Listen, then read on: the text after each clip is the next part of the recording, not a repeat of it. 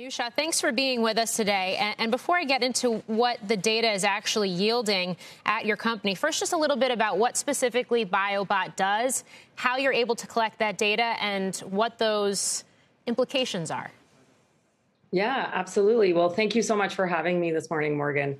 So Biobot Analytics is a wastewater epidemiology company. What that means is that we're building a public health monitoring system by tapping into and analyzing what we flush down the toilet every single day. That contains a ton of information on our health and well-being, and we're really leveraging that to understand, how are people doing? So how are people doing? And especially when you think about the East Coast, which got hit by Omicron first, from a U.S. standpoint, what is that trajectory showing based on the wastewater analysis? Yeah, so what we saw, particularly in the Northeast, was that in late December, early January, the virus concentration in sewage, in wastewater, was rising very sharply. And that rise was actually happening before we saw a similar rise in the clinical case data. And then, let's say about 2 or 3 weeks ago, we started to see that data actually declining. So what that tells us is that likely, the peak for cases and hospitalizations is coming very soon.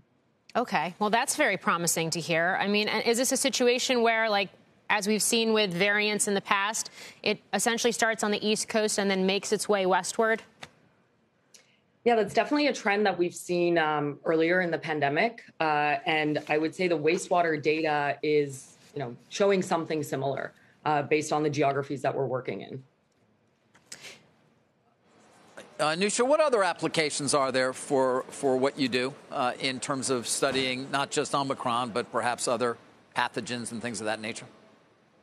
Yeah, so we can really leverage sewage to look at all sorts of human health biomarkers. So infectious diseases and viruses like the SARS-CoV-2 virus and its other variants. But also we can start to expand to other public health priorities, like looking at the consumption of various high-risk drugs. So looking at the opioid crisis across the country. And we can, ultimately use this technology to prevent really the next pandemic. That's really our goal. Now, the CDC has said recently that it's going to add wastewater data to its online COVID data tracker. But in general, this has been a very piecemeal effort where wastewater analysis is concerned across the country. What is it going to take to see something more broad-based? And I guess looking around the world, who's doing this really well already?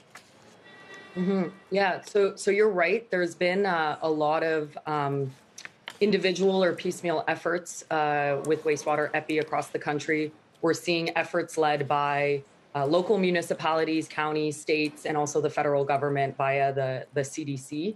The Netherlands actually has an incredibly robust public dashboard platform where they're showing data that covers the majority of the population, wastewater data that covers the majority of the population.